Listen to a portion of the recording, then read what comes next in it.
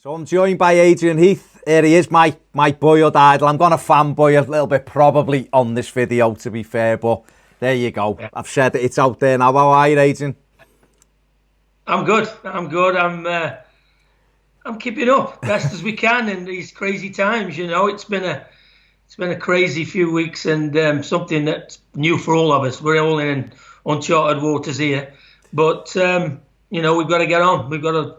I always try and be positive. My glass is always half full, so I'm looking forward to when we resume. We had a good start to the season, but obviously we're in a difficult moment, and the most important thing is we come through this the other end, and we all benefit from it. Definitely. I must say to everybody, Adrian is actually in Minnesota, and he's took his time out of his day to speak to me. So absolutely delighted. Thank you very much for that, Inch. No worries.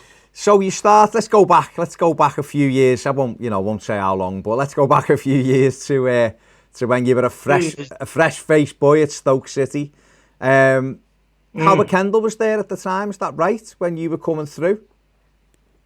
Yeah, I looked after Howard Kendall's boots. He was one of my guys who, in them days, the apprenticeship, 6 of us virtually ran the club, doing the laundry, doing the boots, tea after training. And I actually babysitted for Howard's kids for a few times as well. So I grew up, obviously, from Howard. The only thing he ever said to me was he always spoke about Everton Football Club and what it meant and what it represented. So when Howard left and went to be manager of Blackburn, there was rumours then that, Villa were in for me and Man City and a few clubs. And I get the phone call. He's not even at Everton at the time. He's at Blackburn. Right. And he told me that... there's been one or two things been going on, and maybe there's an opportunity for him to go to Everton. Right. He said, so whatever you do, you hang fire, you don't do anything. He said, because if I get the job, I'm going to come and try and sign you. So for me, it was something that I'd always sort of had on the back of my mind. And my uncle, who was living in Stoke at the time, he'd moved to live on Merseyside. Right. And he started to go to Everton games because he was a big Stoke fan, like we all were at the time. Yeah. He started to go to Everton games. So I'd been a few games with him when I'd gone up, when Stoke maybe had been away. So I'd got the bug, so I knew all about the club. Howard always spoke so glowingly and with so much love and affection for it. It was never really a competition, Villa came in and Derby and Coventry, believe it or not. Dave Sexton was the manager, was doing well. Right, yeah.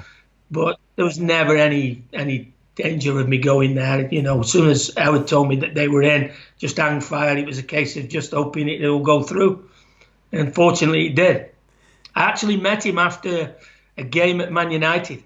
Right. Sharpie scored. I think it might have been 1-1 at Old Trafford. And I met him after at the Swan at Bucklow Hill.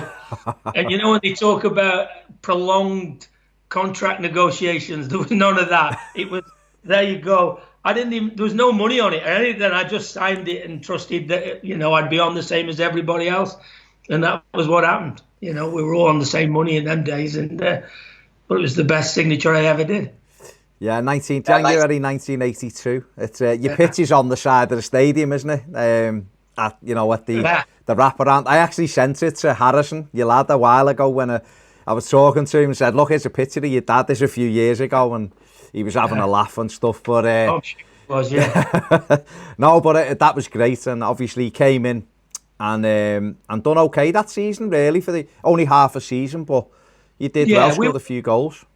Yeah, but I wasn't playing. I wasn't playing the way I knew I could play, and I never shied away from that. I got a little bit of stick, because obviously I'd come for an awful lot of money.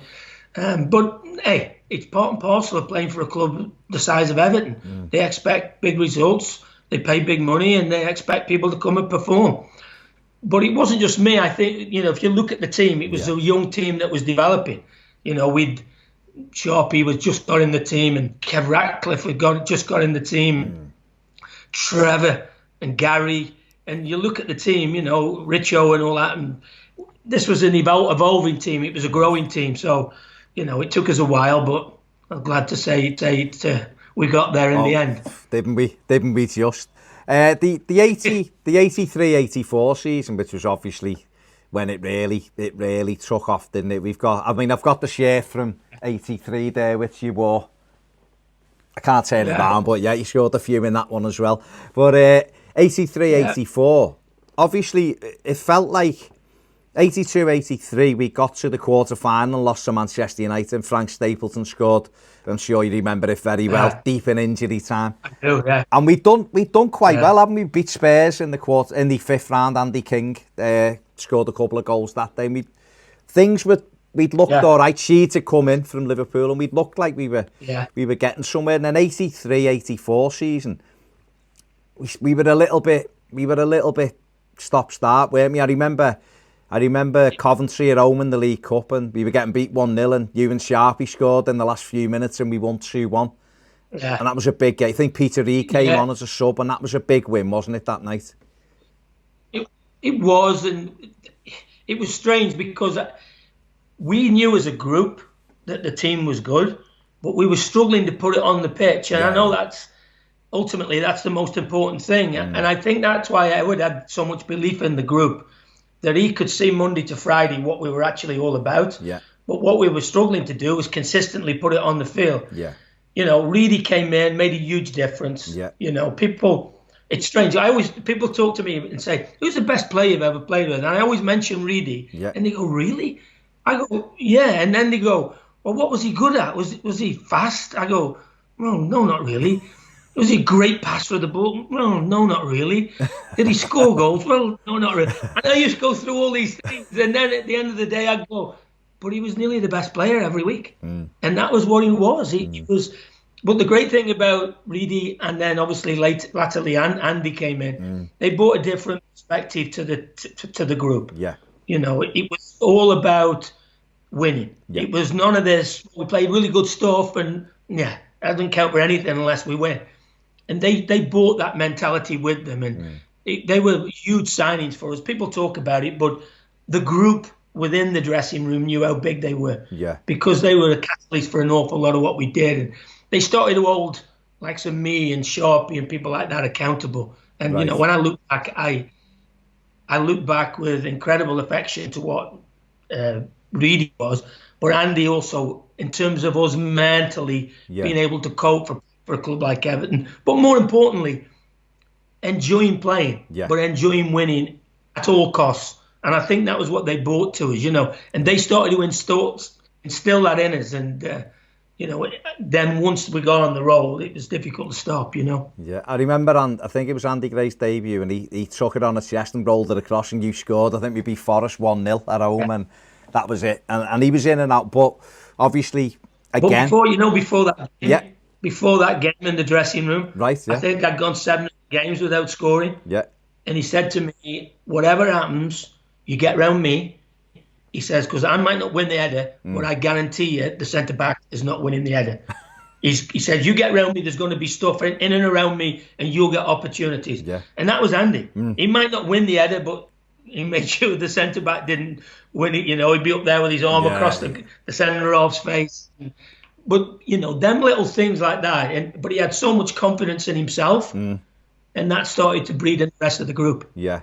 But we got to Christmas, and then the famous cushions coming down Adrian against Coventry at home and stuff. And then a game I always point to, because I remember we were battered at Wolves 3-0 as well over just around Christmas. But I remember we went to Birmingham, and and we won 2-0 at Birmingham. And I always look at that and think that was that was a few days before the Stoke game and Howard opened the window and all that. But that Birmingham game is one I always think was key, because not many fancied us to get a result there, and we won there.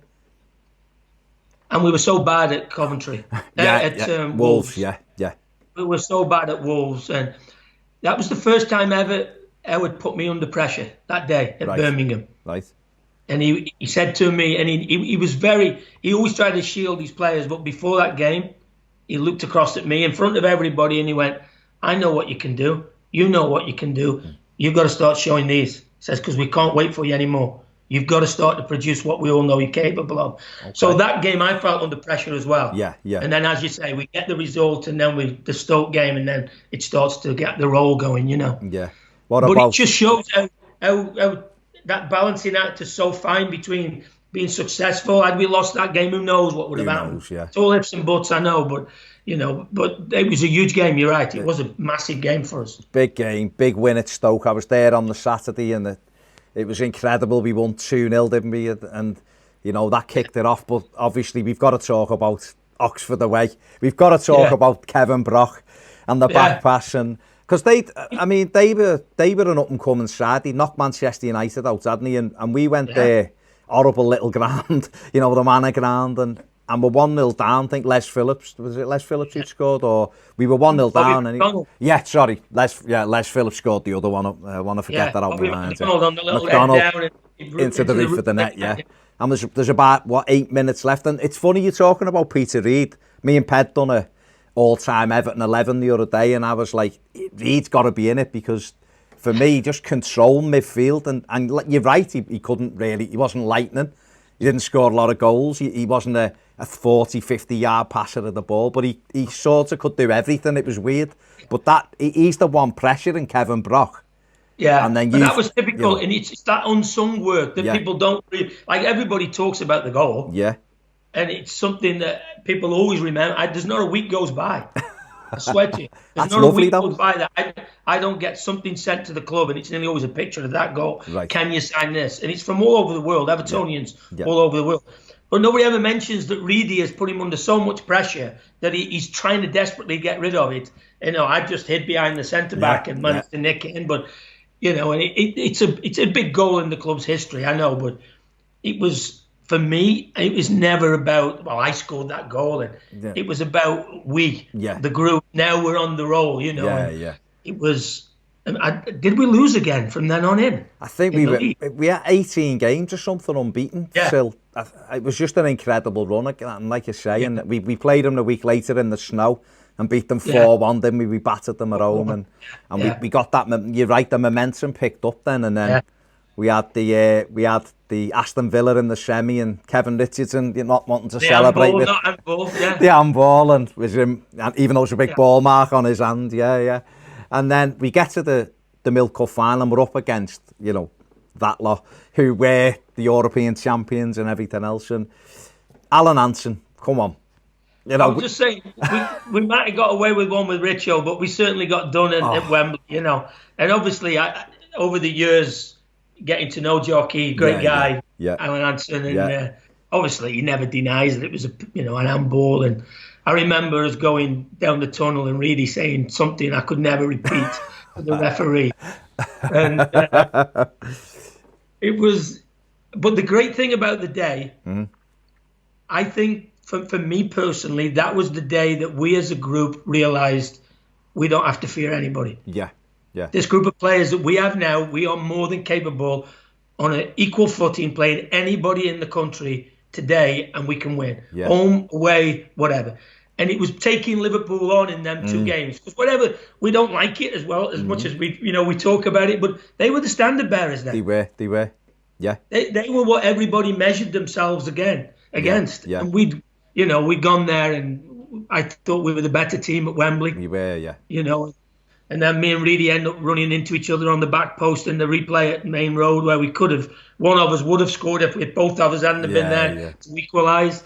But it was what it was. But for me, that was the biggest turning point with the group. Yeah. The belief then within the group was, we've got nothing to fear, guys. Yeah. We've got nothing to fear. Let's go and take people on. And we did from then on. We did. So, I mean, obviously you had the shot, the Hansen handball, that didn't get in. As you hit it, did you know immediately he'd handled it? Because you could tell straight away, I'd gone in against Grobler and hit it to the ground, and it went up higher than I thought it was good. So I knew he wasn't going to be able to stop it with his leg. And then, from my angle, I've got a perfect view of it. It's, his hand's probably a foot above his knee, and it's square on the arm, But hey. But it is what it is. Isn't it? As I said, the great thing about that day was, for me, that was the catalyst for everything. Funny, because we had Nev was in just before Christmas, just before the film actually, and he was talking about that day, and I did tell him I thought he should have saved Souness's shot, which I was probably a bit brave to say it, but you know. But well, you can always do it from afar. Yeah. Well, he was looked comfortable on the couch, and I reckon I'm just still quick enough to get away from him. But he was saying even though we didn't really play as well in the replay, he said exactly what you said after Wembley. It was like, we've got not, even though they're brilliant, we've got nothing to fear now, and they're, like you said, they were the best team, and we went on. The other thing was they got to realise that as well, Barry. Yeah. I've spoke to like Anson and Lawrence over the years, and you get to know Sammy Lee and people like that who are good guys. Yeah. You know, they realised as well. They one of the things they always told me was after the game, they spoke as a group and that, by the way, these ain't going to be far away from us now. Right. These are coming. Yeah. They realised that momentum was on its way as well. So not only did we have it internally, I think externally as well, people were starting to realise that as well. Yeah, the belief was definitely there. Yeah. And then obviously another massive game a few weeks later was obviously Notts County was an incredible result, because again, I mean, younger fans watching this will be like, Notts County, but they had a side, Chidozie and people like that. Yeah, really. Kilcline and all that group. Tough. They had a good team. Yeah, and Andy's come up. Front. They were an handful in them days. You know, it seems strange when you look at them names now of some of them teams and where they are. But they had good teams there. You know, definitely. Probably the best team in the actual history of them particular clubs. Yeah. At particular time. Agreed. You know, agreed. It was, the off volley diving header, Andy Gray's header. And, but the great thing, I didn't play that day. Yeah. I always remember that I was in the stadium. And the amount of Evertonians who were travelling in them days was like scary. Yeah. Like 8,000 and 9,000, everywhere we went. It was incredible. Yeah. So it was not only was it great to play in, the atmosphere that our fans generated everywhere we went in them days was something else as well, you know.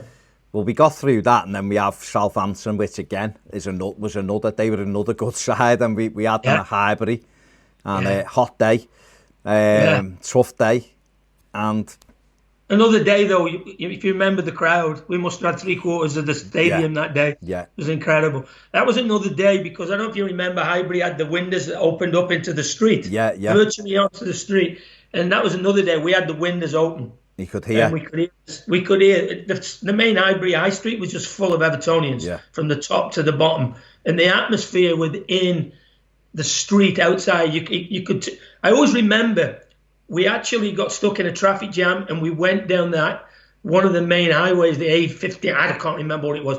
The police had to block it off, and we went down the wrong dual carriageway, the wrong way, because otherwise we wouldn't have got there. Such was the numbers of people that were trying to get to the stadium.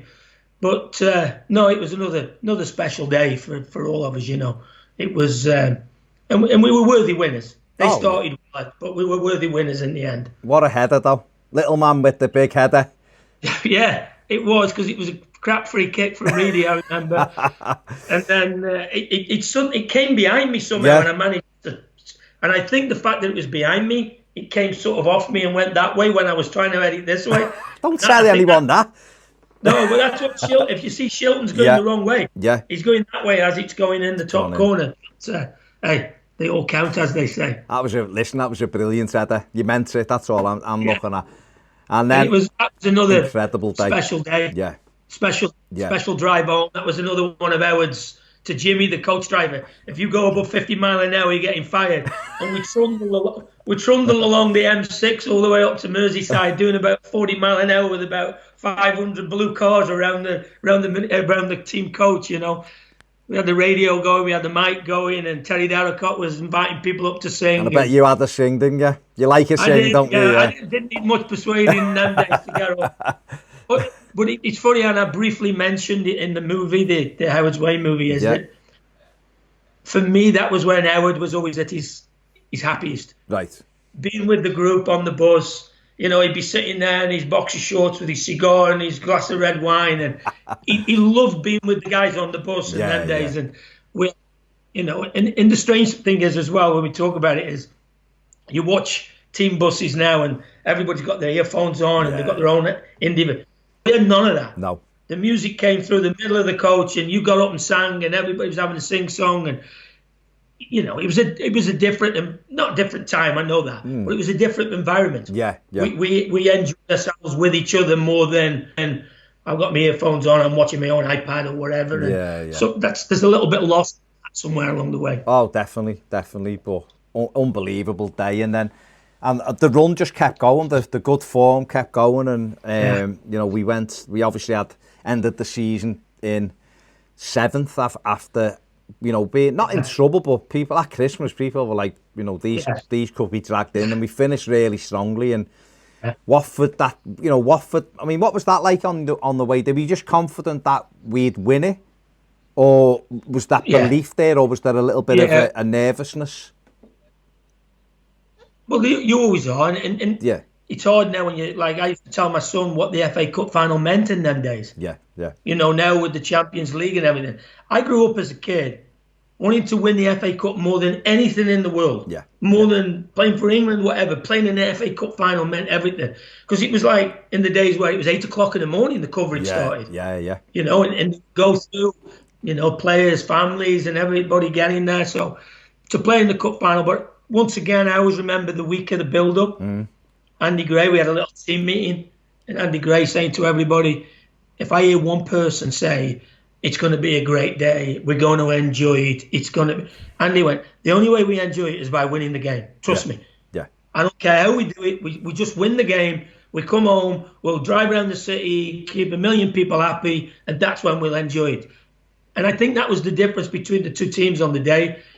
The expectation level on us, I felt that Watford were there to enjoy it. We were there. We had to win it. Yeah. Hook or by crook, we just had to win the game, and that was pretty much our mentality all the way through that particular run. Really, it was incredible. I mean, you played centre mid that day as well, didn't you? You and Reed, but middle of the park, and playing wide left coming in. Yeah, absolutely. Yeah, it was. But it was a great day, and that for me, as I say, on the back of going to the League Cup final against Liverpool, that was just even further sort of, if we needed any other incentive to move on, this was it. And more importantly, we'd seen the reaction of the supporters. Yeah.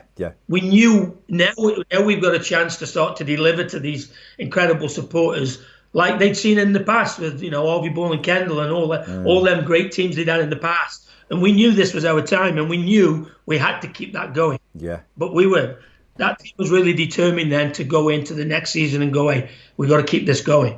I mean, the Watford game, we were so dominant. I know they had a couple of early opportunities, but we were so dominant, and obviously Sharpie and Andy Gray scored, and it was incredible. And that feeling, I still remember it as a kid, but it still doesn't go anywhere.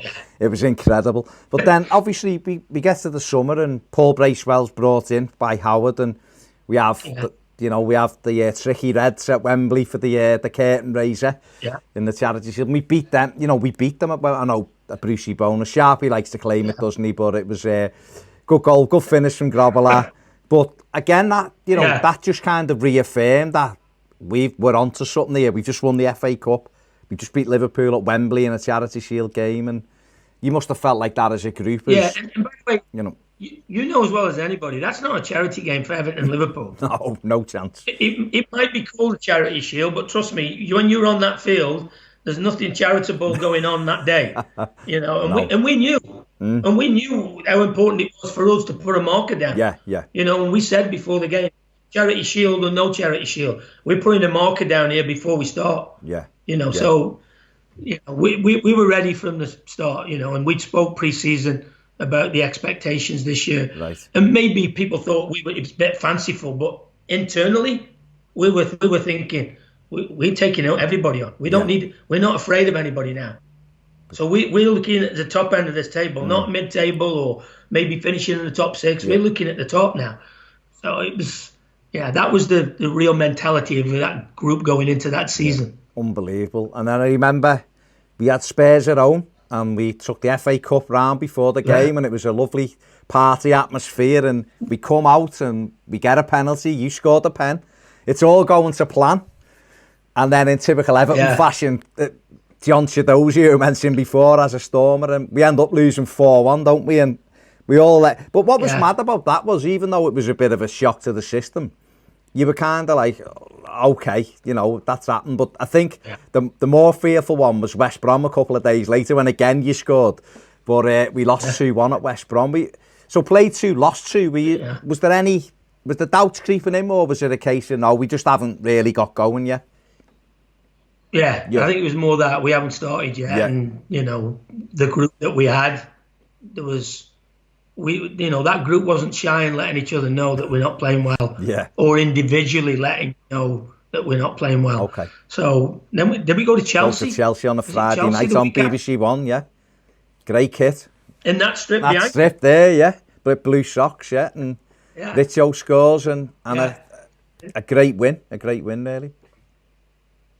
Yeah, and then we started then to get going, and you know, but that was, for me, we had a spell during that little run, building up in that run where we were then starting to play some of the best football we ever played. Yeah. Played in my time at the club. Right. Some of the football we played was unbelievable. You and Sharpie were absolutely. I know Andy Gray was in. Andy Gray couldn't get in because I remember speaking to Andy Gray and he was like, I couldn't moan because Heath and Sharp were unbelievable, he said. So I just had to sit there and enjoy it because they were brilliant. And Sheets now was starting to really settle in. Yeah. Sheets was settling in, and Trev, you know. So now we started to play some. Was it Man United we beat? Was it United? Was that in that run then? 5-0. 5. Beat them. You scored. You and Sheets. Could have been. By the way, if you ever see that game, could have been 8 or 9. Yeah, we battered them absolutely. We had chances, but we had. That was the. Well, we had Man U on the Saturday, and we beat them 5-0. We then went to United on the Wednesday in the League Cup and beat them 2-1. And then we went to, and we thought we'd won at Anfield as well. So we'd had 3 big games and won all 3 of them. Yeah. And you're right, that momentum just started going and going, didn't it? And we looked unbelievable. And you know, everybody says it, but then you start to play with proper confidence. You've got a belief in the group. You believe in yourselves, but then you start to get a belief in each other. Yeah. And then everybody games gets elevated because everybody thinks they can do everything. You know, I always say that at that time, I don't think there was a better player than Kevin Sheedy in English football. Full stop. Okay. Because there's nothing he couldn't do. No. He was scoring goals, making goals. You know, he had the wand of a left foot. And like for people like me and Sharpie, he was an absolute dream to play with. Because you knew that if you made the run, hey, it's on your chest or whatever, you know. Great play. And then Trevor was coming on and he was cutting infield and Gary was going on the overlap. You know, it was a great team to play in at that particular time. You were on, and we've obviously got to talk about it. You were on fire. You'd had 13 goals by December the 1st, 11 league goals. I remember the calls for England were, you know, Derek. I remember Derek Hatton's famous story that he'd said to your dad, he'd say on question time that you had to be picked for England, and he got it in at the end. But, you know, Sheffield Wednesday at home, and I don't really want to talk about it too much because I still get the lump in my throat because it was scandalous. But and Reedy did give a little bit of retribution. You know what's incredible? Go on. As we're talking about this now, I was on the phone with Brian Mowers yesterday. Okay. For about an hour. Right. Okay. Fair enough. So. It's amazing how it all comes around. I'm talking to you today. We're talking about that incident. I was on the phone with him for about an hour yesterday. So he's a good friend of mine. Right, okay. And believe it or not. Yeah.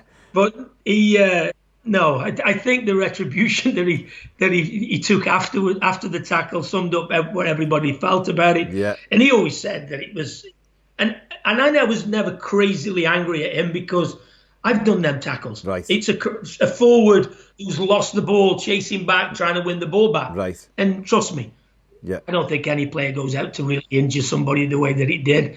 But obviously it was a huge blow for me because not only was I top goal scorer in the country at the time, you know, me and Reedy were at Manchester United on the Wednesday, and Bobby Robson, who was then manager, came and told me that I'd be playing in the next squad. I'd be picked in the next England squad. So that was a double whammy when I'm lying in hospital on Sunday.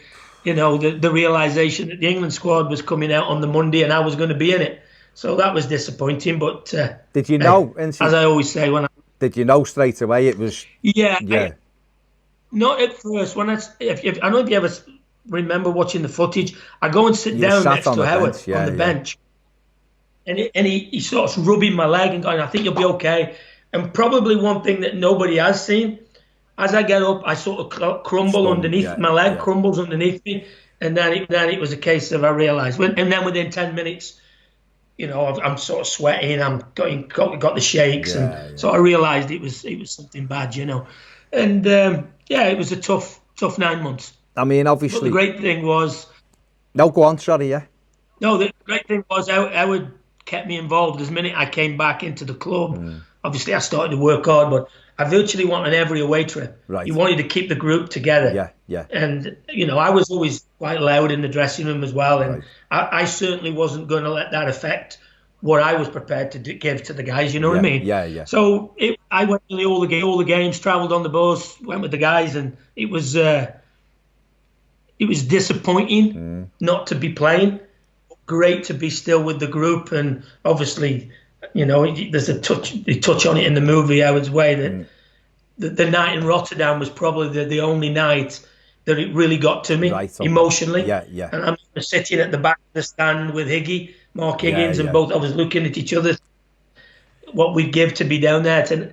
And because it was a European game, we couldn't even get in the locker room, sounding American now, in the changing room. Yeah. I couldn't even get in the changing room before the game, No. So it was one of the few occasions that you just felt, I'm not a part of what we're doing here, Yeah. And that was a tough night. That was because obviously we won the league, and I remember you when she scored against Luton with the free kick, and you running on the pitch even though you're injured and things like that. So you were there, and then obviously, I mean, a big thing as a supporter. Was obviously losing to Manchester United in the 85 Cup final, because that we would have done the double before that lot, and I think that would have given that team the credit. I think more people would have took notice if we'd have won the FA Cup as well, and a few days later, we probably would have won it as well. We were that good. Yeah, I think so, and people underestimate the emotional high you get on when you win something like that. Right, yeah. European trophy, and it's like everybody is such, and no matter who you are, it's difficult after the Lord Mayor's show a little bit after, even though it's a cup final. And as I say, I think even in the extra day, if that game had been played on a Tuesday night or something, I just think an extra little bit of time would have let the guys recharge and get themselves down to then bring themselves back up, And it was go on. I was just going to say, I've asked. With the film, we spoke to a lot of the 85 side, and I asked them all the questions, so I'm going to ask you it. Do you think we would have won the European Cup? Because obviously the bank came in that close season. That team for me was incredible, and Lineker come as well, and we were so strong. Yeah. Do you genuinely think we could have won it? Yeah. Well, you look back and you think, well, how many teams were better than you? How many teams could you see at that particular time? There was certainly nobody in England. No. And whatever we think, England, they're always there or thereabouts in the European Cup finals or whatever. Yeah. That particular time, Liverpool were winning it regular. So, I think, just the sheer disappointment. I remember where I was and speaking to Reedy. The phone went, and it was Reedy, and he went, have you heard that we've been banned for 5 years? And I'm like, I couldn't take it in. I mean, what do you mean we've been banned? Yeah. He said, they banned us from all European competition. So I'm like, what, next year there's no? And it was like the realisation a few days later and that was when I started to fear for the group. Yeah. Because thinking, would they start to break up? And, but no, it was a huge blow. It was a huge blow, and something we'll always think about. What could have been, what might have been. Yeah. But the bottom line is we could only do what we could do and play to what we had. Yeah, spot on. On a personal note, you come back for the Charity Shield and scored in it. As we beat United, we beat Man U 2-0, didn't we? You and Trevor Stevens. So that must have been a lovely way to kind of get over that. Obviously, a terrible injury, to be back at Wembley and scoring. That was my first. That was my first game back. Yeah, and so what better place to go than Wembley and score against? Yeah, long hair. Yeah, there's a few different types of haircuts in them days, but no, it was another trip to Wembley, which is always special. Another winning, winning something else, whether it be the Charity Shield, whatever. It was great to win because, as I always say, trust me, there wasn't much charity. They wanted to win as well. Oh, trust God, me. yeah. And then then the craziness of that season, really, we should have won the league again. Yeah. Without a shadow of a doubt. Yeah. Some of the football we played was incredible. Gary Links had come in and scored all these goals, and Oxford away again. I don't know if you remember towards the end of the season when Links could have conceivably had 5 on his own that night. Yeah. Must have had 3 or 4 one-on-ones, and then we don't win the game, and it was so disappointing because we should have won it again. Yeah, we were that season, 86, 85, 86. Obviously, like you said, Gary scored a lot of goals. We won at Anfield and things like that, and some great results. Played some unbelievable football at times. You were weighing in with goals as well and sharp, and we just had so much firepower that when we didn't win it, it was almost unbelievable. Obviously the Oxford game. I remember Liverpool played Leicester away that night and won 2-0, and we were at Oxford and we battered them. And it was Les Phillips that night, wasn't it? Not Bobby McDonald. He was in the cup. Yeah. Les Phillips scored the winner. And Lineker, I'm saying this to Pedder on something else, that he scored so many goals that night is always talked about by Evertonians because it was unusual to see him miss chances. And that night, you're right. I was going to say, the simple reason is that he doesn't miss them. Yeah. That was his bread and butter. Yeah. Like Gary's the first to admit, wasn't a great soccer player. No. But in and around the box, come alive. Yeah. Really good. Nearly every shot he had at the target, somehow he bobbled in off the keeper or in off the far post. And if there was anybody you'd have said, especially the confidence that he had at the time, because he was scoring goals for fun. Yeah. For him to miss them chances on that night, it was one of them things that you go, how the hell have we not won this game? Yeah. And that was a big, like you say, they'd won at Leicester. There was a big momentum shift. It was, it was tough to take. They won at Chelsea. I think. Won at Chelsea on the Saturday. I was saying again, I was relaying this to Ped the other day because I remember we had Southampton at home and they were at Chelsea, and I remember I was in the very front of the Gladys Street and everyone started cheering. This is in the first half. We weren't playing very well, by the way, in that game for whatever reason. And I remember Gary Lineker going "Is it 1-0?" And people saying, the false, Liverpool are getting beat. But they were actually, but the next minute, we scored goals that were 4-0 up. Absolutely blitzed Southampton almost at will, and then obviously we come out second half. The players knew it was Liverpool who were winning, and we ended up 6-1 win, but really disappointing. Then we go to Wembley no, go on, what was that like? It was a disappointing end to what it really should have been we how close are we to doing the double again? 2 years on. We should have won the league, and then we're in the final with a chance to do it again. I don't know that the final was. We're cruisy until the back. Gary Stevens with the back. The game is, and it's a strange game that it's not the blood and cut and thrust of a normal Everton Liverpool game. No. Which actually suited us at the time, and we're comfortable during the match, And then obviously the back pass gets cut out, and it was meant to be, I think, for them that year. Yeah, it just happened, didn't it? And we had to dust ourselves down. We got to the summer. Lineker was sold, which was a surprise to Evertonians. He'd had a great World Cup, and we go into that. I suppose we went into the 86-87 season.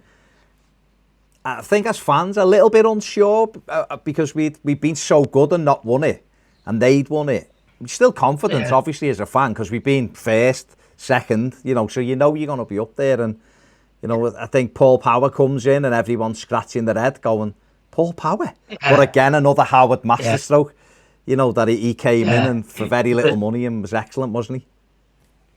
Great guy, Paul. Not only on the field, off the field, really, really good guy as well. It's strange that summer, I could have left that summer because Gary, obviously, I wanted to play up front. Yeah. And I was playing everywhere but up front, playing the games, and as you say, chipping in with goals. Yeah. But I had quite a few offers, and Chelsea had been in, and one or two other clubs, and Howard turned up at my house. My mum and dad's house in Stoke, and I was sitting in the front room, and the door goes, my mum goes, Howard Kendall's here. I went, what? Like, Howard's here. And then he came to the house and just said, just so you know, we're selling Gary Lineker. Oh, right, okay. And obviously my ears took down, and I went, he said, you and Sharp, he'll be back up front. Okay. So I signed a new deal there and then. But, you know, probably not many people know that. No. I spoke to Chelsea. I spoke to Chelsea in the off-season, who were coming up, close to coming up with Bobby Campbell. And, it was one of them things I thought I might have been leaving.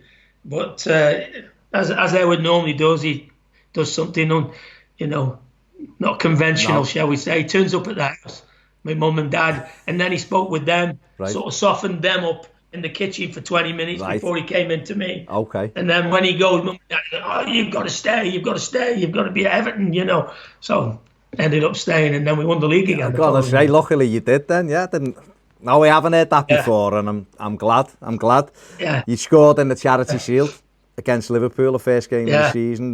We drew, and then it took you didn't score again then, till I was just looking before. And a diving header against Man U on the telly, which we beat them 3-1. It was a great performance, but then, but what surprised me, because I remember, I can remember it like I'm sat there, but I just went back through the games, and we didn't lose our first game that season till the 28th of September at Tottenham. We'd start, and when you think back, I didn't remember us starting that well, but obviously we had. It was like, I don't think we were playing well. That was why, Barry. Yeah. We weren't playing well. Right. We were sort of winning games, but not really convincing, stuttering along. Yeah. And, but that was the sort of strength of the group then. Right. This group was very resilient, Yeah. And Paul Power come in and done great, and, I think Dave Watson had arrived then. Yeah, Waggy was there. Yeah, he was in. Yeah, so we started to sort of change it a wee bit, and everybody was finding the feet. Had a lot of injuries, if you remember that year. Unbelievable. Kevin Langley was in then as well. Yeah, Richo played. Alan Harper played a lot of games. Yeah. So that really was a group mentality, because it was next man up. Yeah. We were getting a lot of injuries and people were playing out of position, but we just did enough to keep it going, Incredible. And we got, the club have, I don't know whether you'd know this, but the club have put a couple of those games, the full games, while we've been in the lockdown. Everton have had them on. The full, at 3:00, kicking off. So we had the Norwich game, the 4-0, when you score a volley at the end. Sheedy's part was a super goal, and we had flip it over. Yeah, and you just volley it in. Great goal. And we had 5-1 against Leicester over Christmas. That was last week, and that was another great performance. And we went in. We were up there near the top, and then we had a 6-game run over Christmas where we were unbelievable. Won 6 games on the spin, and just got into that. And then I think people started to believe then.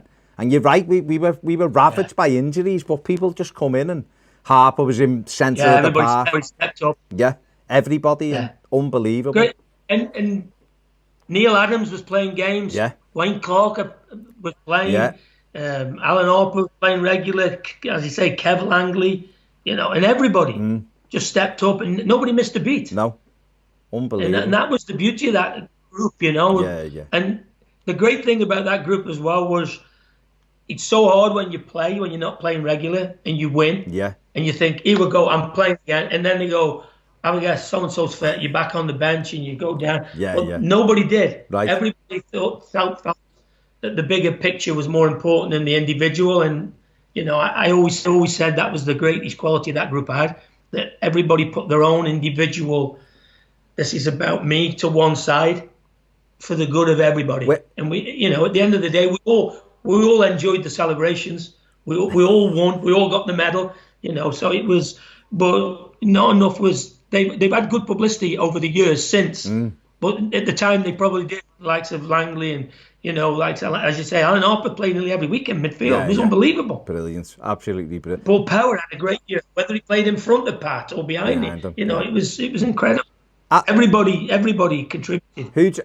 Who do you kind of credit for being able to make the group like that? Was it just you as players? Was it just the characters, or was it Howard? Well, we were in Howard and Cole. Yeah. Cole, sometimes gets lost in all of this because Howard was very much the figurehead, very much Mr. Everton. Yeah. But the day-to-day nuts and bolts of being there every time you turned up at the ground. You left the training ground at 5 o'clock. Cole was still there. You got there at 7 in the morning. Cole was already there when you got there. Incredible. Like when I always remember when I did my knee. My first session started at 7:30. Right. Before the rest of the group came in, so John Clincord could actually work just solely with me. I never turned up when Colin Harvey wasn't already at the training ground, ever. Unbelievable. And people forget that, you know. Yeah. That's where Cole was brilliant, of pulling the group together. And, you know, the club is more important than the sum of the parts. You know, it's all of the stuff. You know, there's no I in team and all that sort of stuff. Cole was doing all that then. Right. He was very much into the psychology of the group, more than people ever thought. Yeah. You know, and he was brilliant at that, holding the group together and holding everybody accountable. Be ready when your opportunity comes. Take it. You know, he was different class. Cole. Unbelievable. I suppose just picking a couple of bits out of that season, the disappointment was losing at Wimbledon in the FA Cup, because we'd had 3 cup finals on the run. I think everyone was feeling like we'd get there again, and it was one of them. We didn't really perform that day, and that was quite a shock. That was on the telly as well, wasn't it? Yeah, and we didn't play well. But the one thing I will say, Barry, and people underestimate this at times, and I hated the way they played Wimbledon. Yeah. But they were tough to play against. Yeah. That group they had good players. Yeah. That was Wisey and Sales and all players that went on to have big careers. Yeah. And people forget that. When people look at that Wimbledon team, whether you like the way they play or not, they had good players. They did. And they were difficult to play against. They were, yeah. You know, they played the 4 all 6-2, 6-3. Then they had quality bringing the ball in the box, long throws. And as much as I hate that style of football, they were tough to play against. Yeah. And they had good players, better players than people actually ever gave them credit for. Yeah. And by the way, going back to what we were talking about Oxford and Notts County, that's probably the best team they've ever had as well. Yeah. Oh, God, without a shadow. Well, yeah, well, a year later, they won the FA Cup, didn't he? So that's what I'm saying. Yeah. So, you know, that group that they had was probably, and we didn't play well on the day. No. You know, we didn't play well. No. But that particular time, when I look back, they were probably better than what most people thought. Yeah. That in a way might have been the catalyst. You know, Wayne Clark, who you mentioned before, scored that big goal at Arsenal to win us that game at Highbury. We won 1-0 and we were on a great run. And obviously we go to Norwich and Pat comes up with one of the few goals he scored for us, you know, and we've won the league. Pat, that was another one. I always think of that one when Howard sits up and then goes and his chair flicks back and goes to sit down and like misses the chair. And you see Cole trying to not laugh. I always think of that. I know he sounds crazy, we just won the league, but that's what I always think about. Yeah. Because the camera goes on Howard. Yeah. You know, as they say, he sits down, the chair's not there. But that was another memorable journey home. I remember getting back to Belfield. I don't know, maybe 2 a.m. or something. But there was a few scoops on the way back from that trip. And Terry Darracott on the mic at the front of the team bus, inviting people down. It was another, you know, there's something great about winning the league. Yeah. You know, the cup competitions are great, but that last game of the season, when you know you've finished the top of the table and you've beaten all the other teams and you've got the most points, and you realise how much hard work you put in since June, July, you know, the year before. To get ready, It's incredibly satisfying. So and the way that we did it with that group as well. Unbelievable. Because we were talking before. We were talking before about how good we were in '86. I actually think in '87 Liverpool were actually a better side. They were more settled. We were just brilliant at getting results, because we had to change the team so much.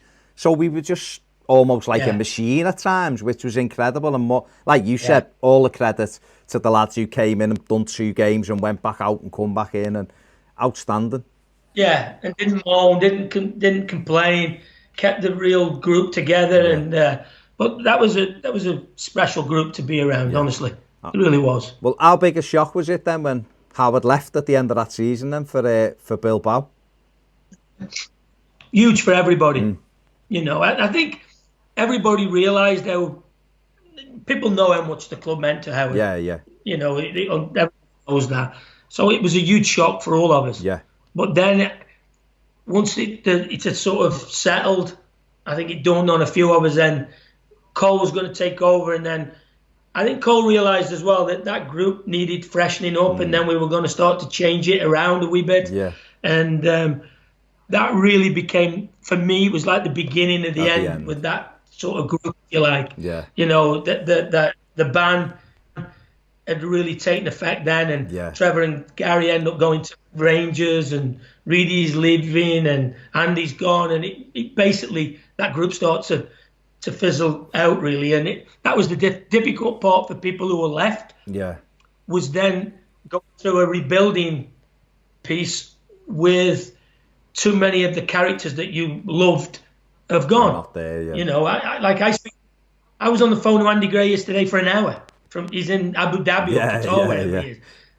Not really, you know, Sheeds. I spoke to Sheeds last week. Yeah. That group had a special relationship, and once they started to break up, you know, it didn't surprise me then. You know, and I left that year. I went to, you know, Espanyol, and so it was the beginning of the end of that group, really. Yeah, it was sad. I mean, I suppose the 87-88 season isn't as bad as what people think, though, because we won the Charity Shield at Wembley again, the fourth one you'd won. Yeah. We done all right in the league. We played Rangers in an unofficial British Championship in Dubai and lost on pens, which was a bit of a mad one. But we got to a semi-final of a League Cup and were beaten by Arsenal. And of course, you remember this, but Trevor missed the penalty at home and getting beat 1-0, and he put the pen over the bar, which was unlike him, because he was good at pens, wasn't he? And we end up with a few games to go, but 10 games unbeaten at the end of the season. And we're in third place. I can't remember that. Right? Yeah, no, that's what I mean, because that season's almost like, because Colin had come in and things had broken up, that season's almost like a lost season. But going into the last game against Arsenal, we were third, and we end up losing 2-1 at home to Arsenal. I think that was Kevin Campbell's debut, actually. And we finished fourth, which isn't terrible. Yeah. You know, but people have kind of, people have written it off almost, so... The expectations were such at the time, you know, and that's what winning does. Yeah. You know, people get used to it, and players do. But like you say, you would settle for fourth now. Oh God, you were in double figures as well again that year, and you forgot it, which is mad. And then obviously the 88-89 season was we brought. I just got to tell you this: that 88 one, I was at Everton as a youngster, and I remember doing. I've told this with Nev. We were doing shooting practice with you, and you said to me, "Make sure you put money on Rhyme and Reason." We were playing Portsmouth at home in the Grand National, and I know you're betting and all. Like you said, do Rhyme and Reason tomorrow, and we beat Portsmouth and Rhyme and Reason once. So good training session, done well. Yeah, you were also the fella that told me to take the ball round Nev when we were shooting. He won't mind, and then he legged me round Belfield. Yeah, so nice one. The 88-89 season, Tony Cotty come in, Neil McDonald, Stuart McCall, Pat Nevin. That was like you said, the team really was breaking up then. And you scored a couple of goals early on, but I was stunned when you left. You were only 27, and you went off to Espanyol. But what happened with that? Well, the team was, as I say, the team was breaking up, and the dynamics of the group were not the same. Right, okay, yeah. And I remember, I think it was Kevin McDonald said he felt like he was coming into a marriage, and you were the outside guy coming in, and he said it was so hard to get in. Yeah. And I imagine it would have been an easy club to come and join at that particular time, because the group that was still left was so tight and so was difficult to break through. Yeah. And it probably was a great time for some of them guys who came in that year to break in and feel part of the group, because I know as an individual, I was angry the fact that all that group that I'd been with for the previous 4 or 5 years was leaving. Right. So it was, it wasn't, I think it was tough for Col because the expectations of where we were, and he was going to need time to bring this new group together. Yeah. Like we needed time. This group needed time, Yeah. And on the back of expectations, sometimes you don't get it. No. But I just felt it was the right time for me to move as well. And I'd always got this thing about playing in Spain or Italy. Okay. And, it's something I don't regret. But within a year and a half, I'm back, and I'm back at Villa. Yeah. And then I'm only there 6 months, and then Howard takes over at Man City, and the first thing he does, he if you remember, he bought about 6 of us. Yeah, yeah. You know, because Man City fans, they were calling it Everton's reserve team at the time, you know. Yeah. Harper went, didn't he? Yeah. Neil Point was there. Yeah. No, yeah, and Reedy was already there, and then, you know, we had Megson was there, who was another Everton. Yeah. There was about 6 or 7 of us. Incredible. You know, so it was.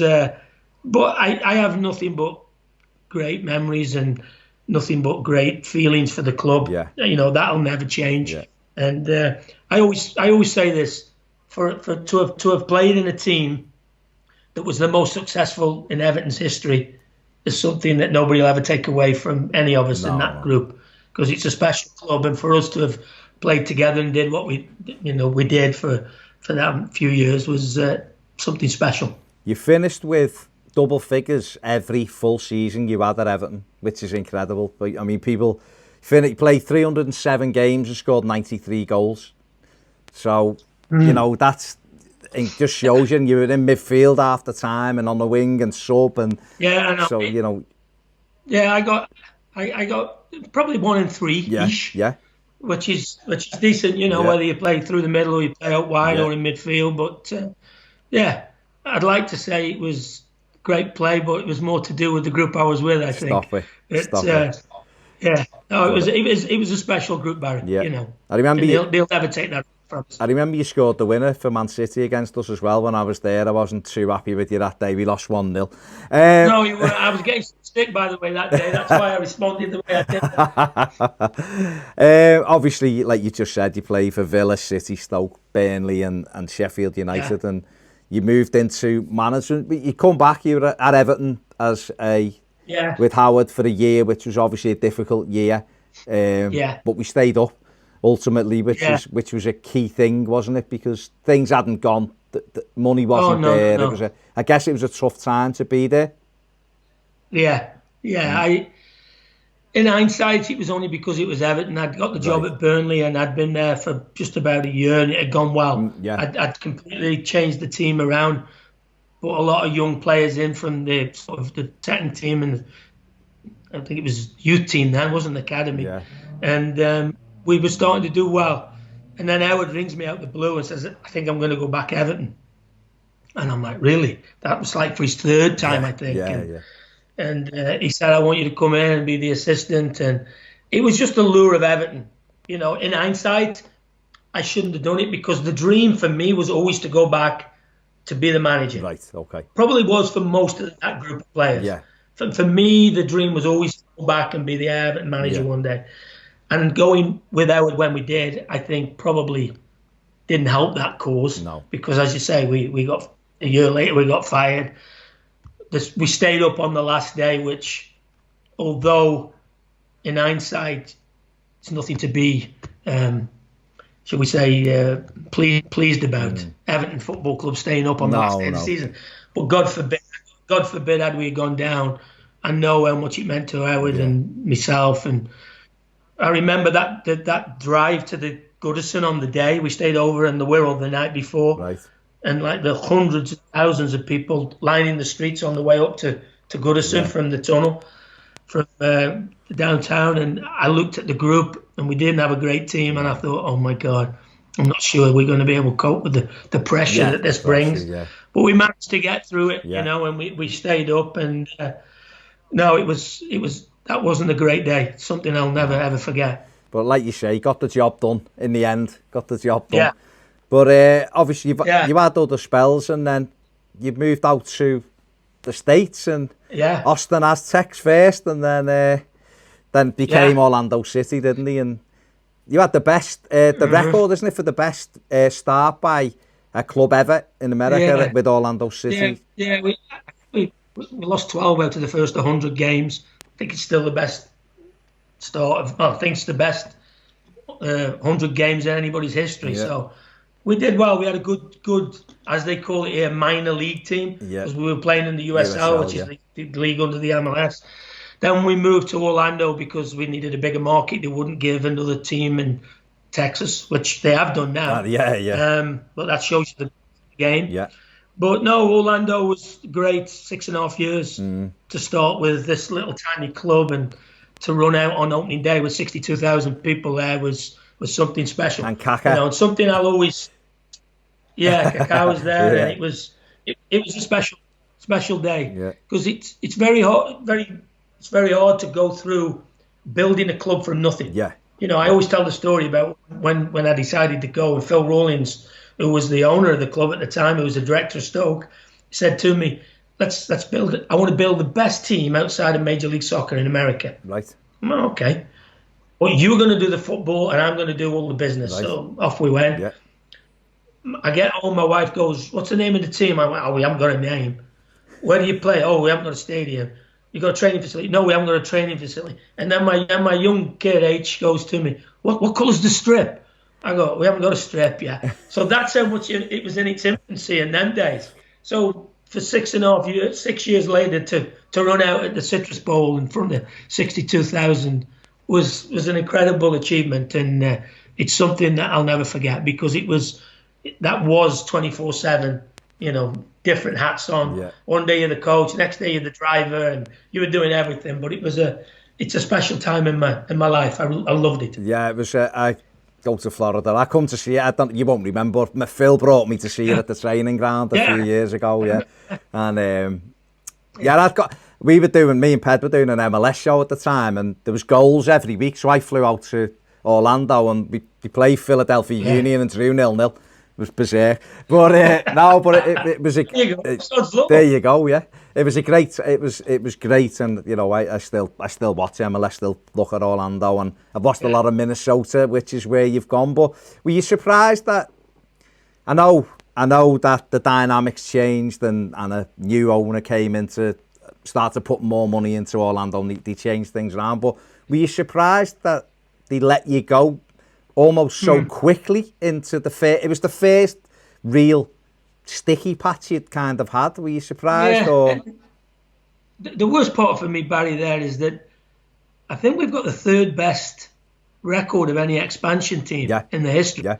And I've been through it twice now. It's not easy. No. You imagine starting a club and you have no players. Yeah. And then within 2 months, you've got to have 28 players. Yeah. And so to do what we did, and as you say, we people forget, when you say a sticky patch, if we'd have won the game in hand that we had, we would have been in the playoffs. Yeah. So it was, but the dynamics had changed. Brazilian ownership group. I look at the club now. I think there's probably 3 or 4 English-speaking people in that club. It's a full Brazilian team now, South American team. So they've gone their own way. They went their own direction. Yeah. Phil left, didn't he? Phil moved. And the disappointment will always be the way that it was done. Yeah. I thought that I deserved a better exit than I did. Yeah. Finding out from a local journalist in the radio that I'd been fired is not the best way of leaving the club, having done so much that we'd done for 6.5 years.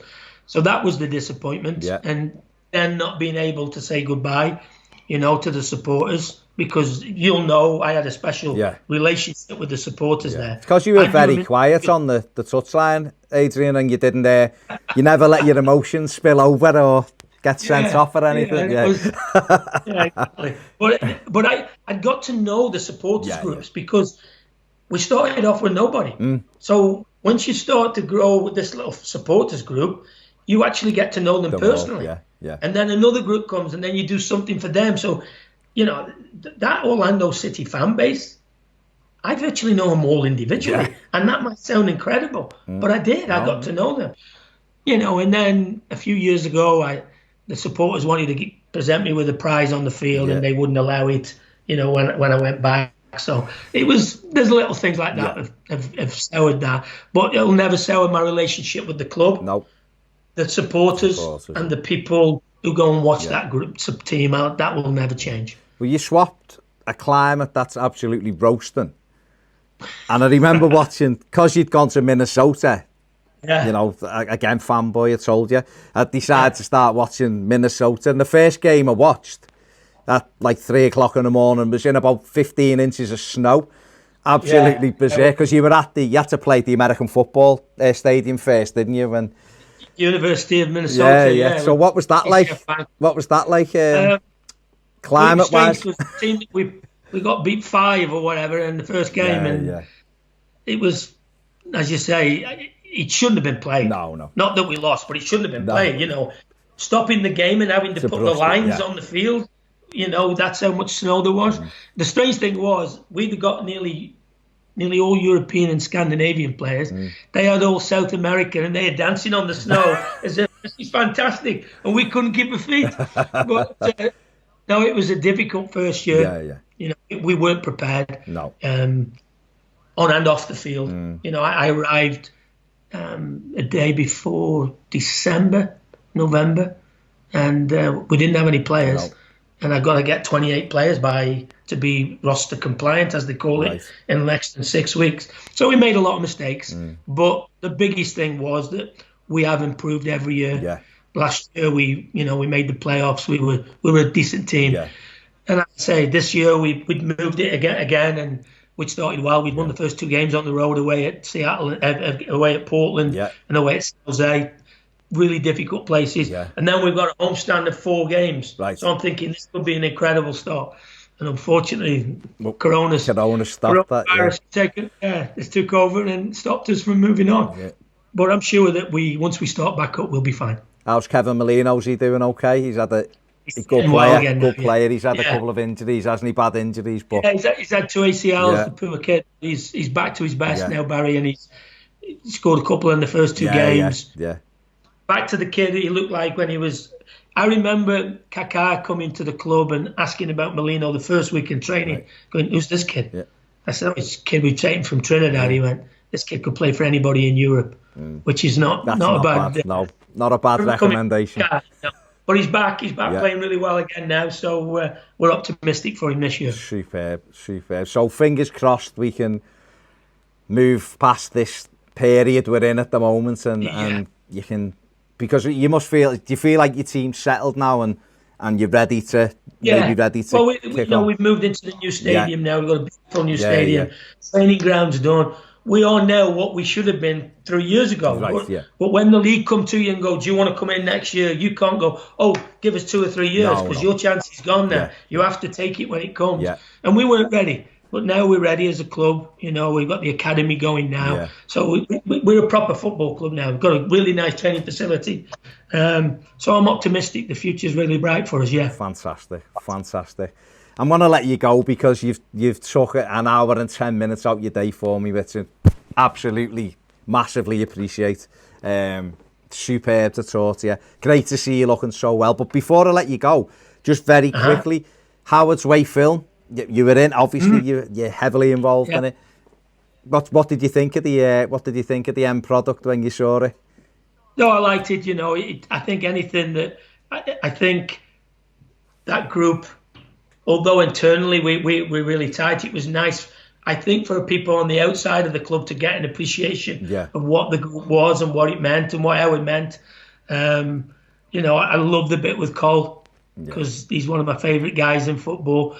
My bad memory of B was when Cole's getting all emotional and he's at Goodison talking about Howard because they are, you know, they're Everton to me.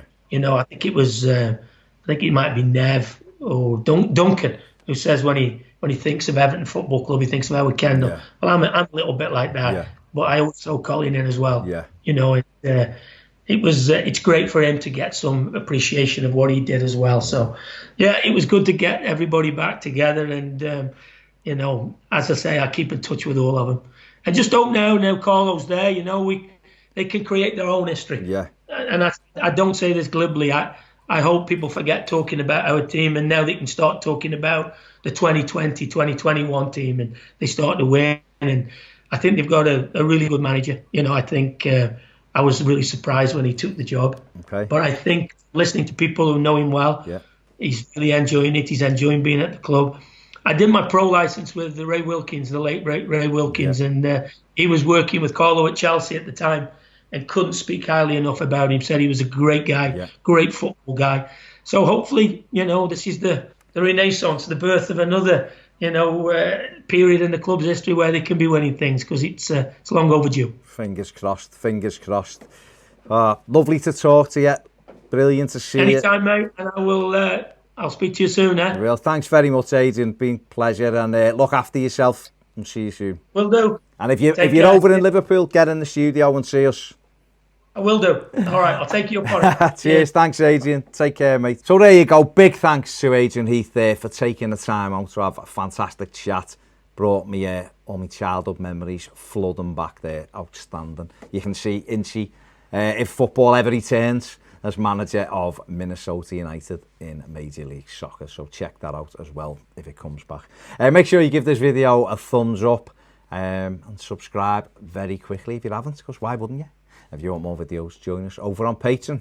See you later.